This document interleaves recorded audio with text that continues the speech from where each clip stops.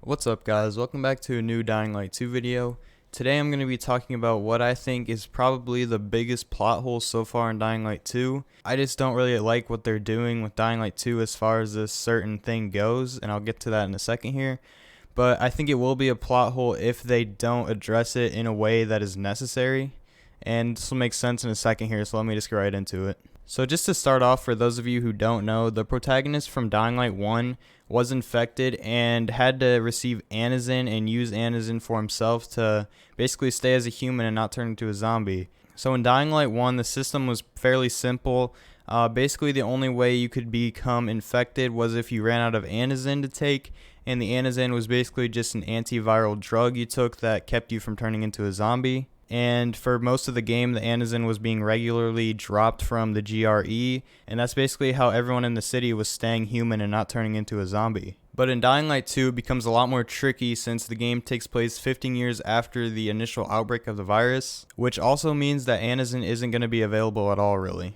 So now this is basically when the UV light comes into Dying Light 2. UV light in Dying Light 1 was used to keep away the volatiles during the nighttime. This was fairly dangerous to the volatiles and would stun them for a second or sort of make them burn from the light. It made sense, especially since the volatiles never came out during the daytime because of the light, and then during the nighttime they always came out to pursue you. So basically what they've decided to do is use the UV light as a replacement to Anizin in Dying Light 2, pretty much. You can probably tell by how I'm talking that I'm not really too happy about this, but I do still think it is manageable, and I do think they could still explain this very well in the next game. So now UV light is very dangerous towards zombies, but is also the thing that keeps humans from turning into zombies if they are infected. And it seems as of right now that the humans just need to use the UV light on themselves, and they even have like lamps and lights set up in safe zones so when they sleep, I guess, it'll absorb into their skin or however that's going to work. But if you did play the first game, you will be noticing that there is a big problem with this. In Dying Light 1, there was easy availability to UV lights,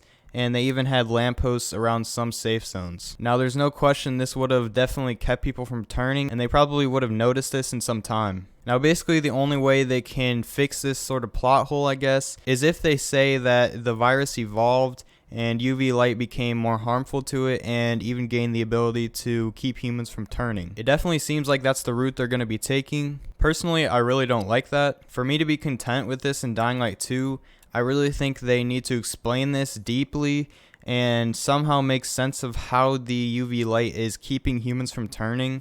And like, is that absorbing into their skin and going into the cells, or like what is going on here exactly? Because we do know that UV light in actual real life does have a lot of negative effects when you're absorbing that much like that. So obviously the negative effects are going to have to be outweighed by the positive effects of getting rid of the virus or keeping humans from turning, or whatever you want to say about that. Now a lot of you might not even mind that this is in the game, and that's perfectly understandable. It's not like a deal breaker or anything for me. But it's just something I've been thinking about and wondering, hey, how exactly are they going to address this UV light thing? Something else that does happen in Dying Light 2 from this, though, is zombies become a lot weaker. There's no longer going to be a fear of, oh, hey, if I get bitten, I'm fucking done. I mean, the only way you're done is if you're in a zombie nest and you totally are just stuck in there and you're not getting out.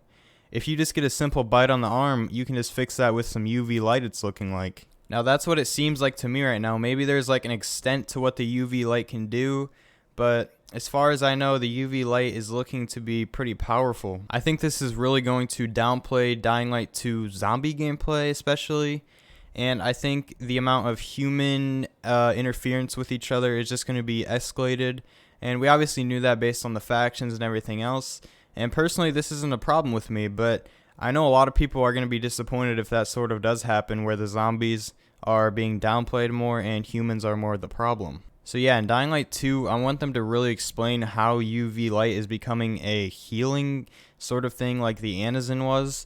I don't really understand it, but definitely, like I said, they could explain it good and write up a whole like story, but like just right now for me it's not making sense how soaking in some UV light is going to stop a virus that's in your system. I mean, to be fair, it's a really cool concept how the UV light is going to sort of protect you, and you have these bracelets that show you when you're going to be out of time. But I'm also going to be asking, why is it only going to be in the dark zones when that light is going to be diminishing? I mean, is that light going to be also diminishing at nighttime? I mean, are you going to have to be using UV flares and UV light on yourself during the nighttime? Because I mean, obviously during the day, the sun is providing you with the UV light, but during the night, you're not getting any UV light from anywhere unless it's going to be like an artificial flashlight or flare. This also brings me back to the point where nighttime gameplay might be a lot more limited. I mean, if you have that bracelet and you're running out of power, I mean, you're basically like a rechargeable battery and you just have to go to the nearest UV light or shine UV light on yourself. And there's no way they can just let us run around in the nighttime without needing any UV light. I mean, that would just be a huge plot hole itself. So yeah, I definitely think there needs to be some sort of explanation in Dying Light 2. I mean, I think what would really make sense is if there was some like scientist or something that somehow managed to mutate the virus by adding a UV light deficiency to it or something like that. It's as crazy as that sounds. I think that's like the most probable thing that could have happened. And now that I think about it, I'm going to go into a little theory here if you guys are interested.